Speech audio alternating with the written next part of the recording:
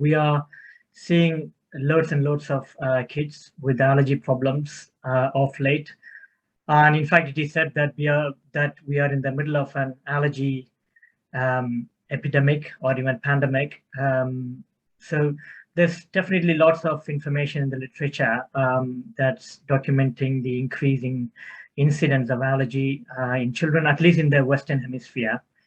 We don't fully understand why this happens, but it is pretty common, and loads and loads of children are being seen in the clinic for the allergy problems. And I think you can say that almost 1 in 10 or 1 in 12 children in the UK will have one sort of allergy or other. So it's pretty common.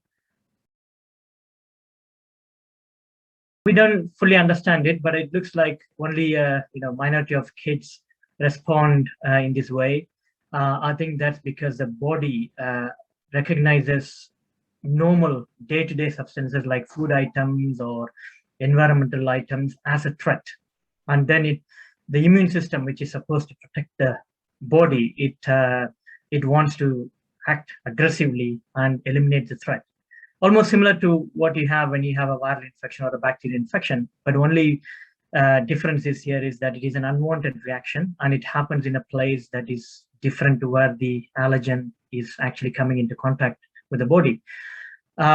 So the immune system goes into hyperdrive or overactive mode, and that causes release of lots of chemical substance within the body, which is helpful, which you think it will be helpful to eliminate the threat. But what it causes in turn is instead is there is lots of skin reaction. So there is skin rash, there is swelling of the skin, there is lots of itching, and then you also get collection of fluid within the skin and the what's called the mucous membranes, the things that are within the lips and the oral cavity. So you get swelling there, lip swelling, eyelid swelling, and then you see all the other symptoms that go with an allergic reaction. So the common allergies, I would say, is by far by a long distance would be milk and egg allergy, and in fact in infants we are seeing quite a typical or unique allergy syndrome called cow's milk protein intolerance or cow's milk protein allergy. Next to milk and eggs, we probably have nut allergy, which is fortunately not that common, but it still affects a good proportion of children. We also see other allergies like fish allergy, allergy to environmental stuff like house dust mite, grass or tree allergy, and also from the pets as well, sometimes, which is a bit of a difficult subject to deal with. And then a few other things, like there is a particular syndrome called oral food pollen syndrome, in which even there is a reaction to eating raw fruits and vegetables like tomatoes, pears and apples, kiwi fruits. Those sort of things are also increasingly being seen. There's no end to the list of allergies. We do every day. We do see more and more allergies that we have previously not seen coming to the clinic. And also, I would say latex allergy is also one of the common types of allergy we see. So yes, there certainly are a few different types of allergy. The common or the well-known one that we all see and see in the media and read in the newspapers is the type 1 or the immediate type of allergy, which is IgE mediated. So IgE is an immunoglobulin that is within the body. There are several different types of immunoglobulins, within which IgE is the one that is specifically linked to allergy and hypersensitivity. So in this allergy, it's an IgE mediated because that plays a key role. And this is a type of allergy, as you know, when the person with allergy consumes the offending food, such as nuts or milk or egg, immediately, say within a few minutes or certainly not more than a couple of hours after consuming, the reaction starts to occur. So you will see the symptoms being as I mentioned previously, a skin rash that usually starts around the mouth, goes down to the rest of the body, and the skin rash is quite typical. It's a raised rash, a red rash, almost described as wheals or hives, almost like nettle sting pattern. So you get that skin rash, and then there will be swelling of the eyelids, the lips. There could be violent vomiting. There could be breathing difficulties. So all these things happen pretty quickly, and that is to do with the IgE-mediated allergy. And then there is another type, which is a delayed type or non-IgE-mediated allergy. And this is quite a subtle sort of allergy to recognize, because the symptoms do not always happen immediately. They often take a few days or sometimes even a week to appear.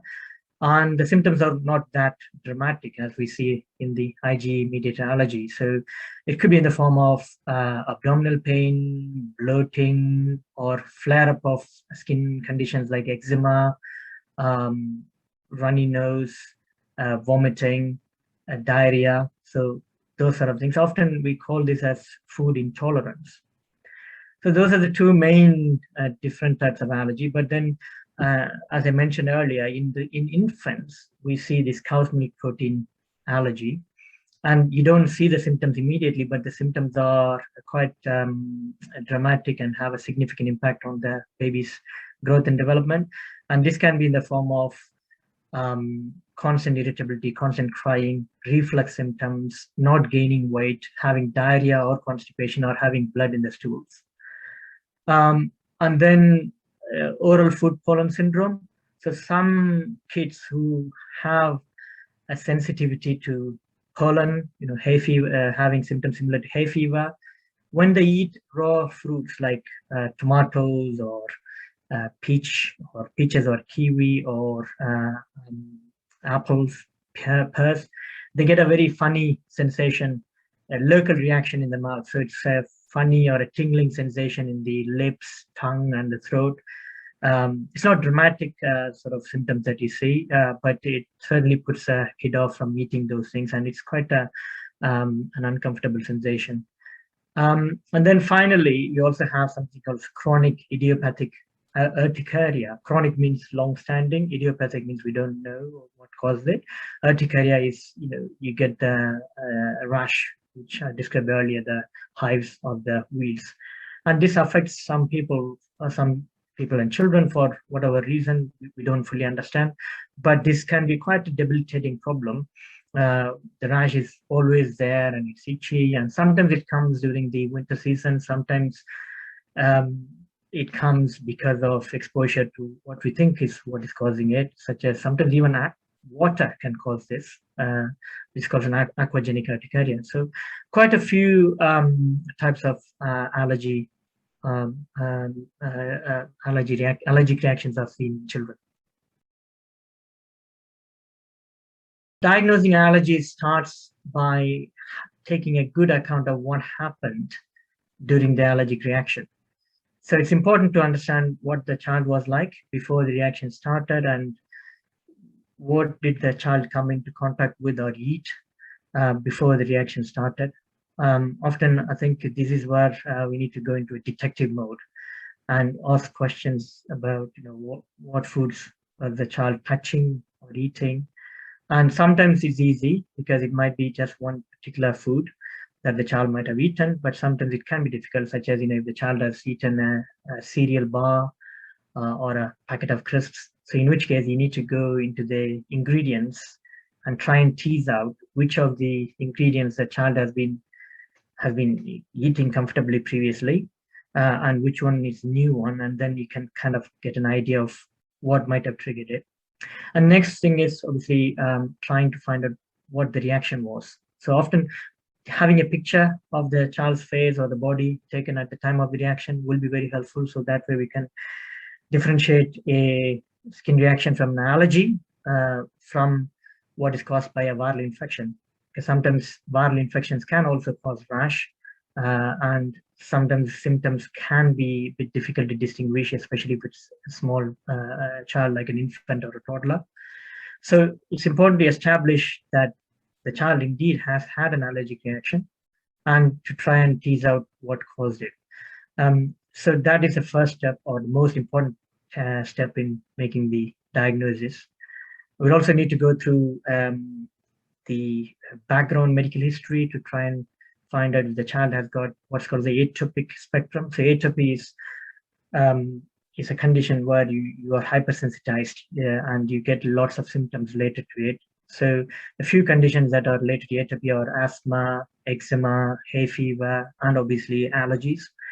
So trying to find out if the child is at risk of having an atopic condition is also helpful. Finding out if there's any other family members have allergy to any particular food item or not. So that's a step that I would take in my clinic consultation. And then for further confirmation or to identify the allergen, I would do allergy tests, which would be in the form of blood test or a skin prick test.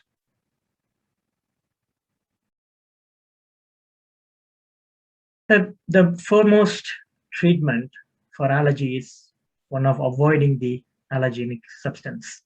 That's the most crucial and sometimes the only step that's needed.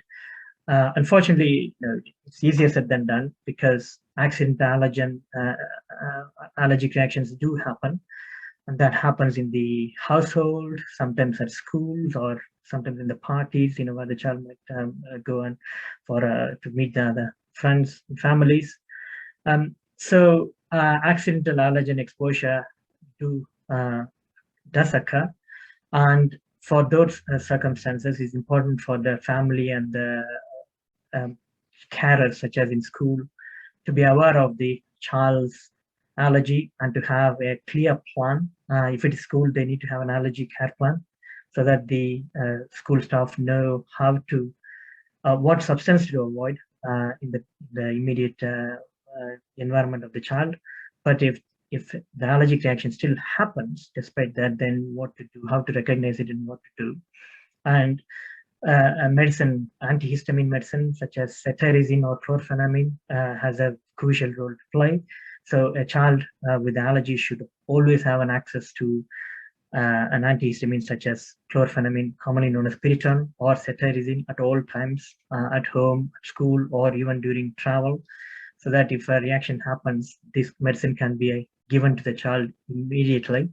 So majority of the times, this medicine will be effective in stopping halting the progression of the reaction.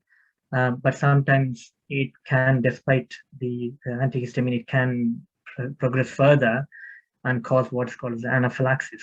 And this is the life-threatening form of allergic reaction. So, earlier I said about the lip swelling and mucosal swelling. Sometimes it can affect the most vital parts of the body, such as the airways, and that can cause narrowing, and that obviously will lead to difficulty in breathing, which is a big danger to the child's life. Sometimes it can affect the function of the heart and the blood vessels, and that can lead to a significant fall in blood pressure, and the child will collapse, and needless to say, it can lead to death, unfortunately. And we know that from recent cases in the media of children dying at school, or people having takeaway food, being given food, saying that the substance that they are allergic to is not included or not exposed to in that diet, in the food, but it still causes anaphylaxis. So that is one of the important things that we need to try and prevent. But if anaphylaxis happens, then the child could be given the intramuscular adrenaline injection.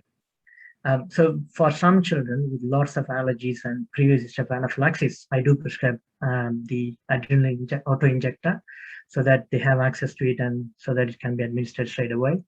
But in children who have not been known to allergic to anything previously, who have anaphylaxis, an ambulance crew, an emergency ambulance crew should be called out immediately so that they can come in and assess the child. And if the child has anaphylaxis, the child needs to be given the auto injector immediately and then taken to the hospital for the treatment. So I think, and one of the new things that are coming up in the horizon in terms of allergy is what's called as oral immunotherapy or subcutaneous immunotherapy. So if a child is allergic to peanuts, then the child could be given small doses of incremental doses of peanut contained in a capsule on a daily basis. So that what it does is it induces tolerance within the child's body. So the child body no longer recognizes that as a threat. So that is coming in the horizon. That's called the oral immunotherapy. And that is available already for grass allergy and pollen allergy to some extent. But I think if it becomes available for peanut allergy and more allergenic substances, that will also be helpful.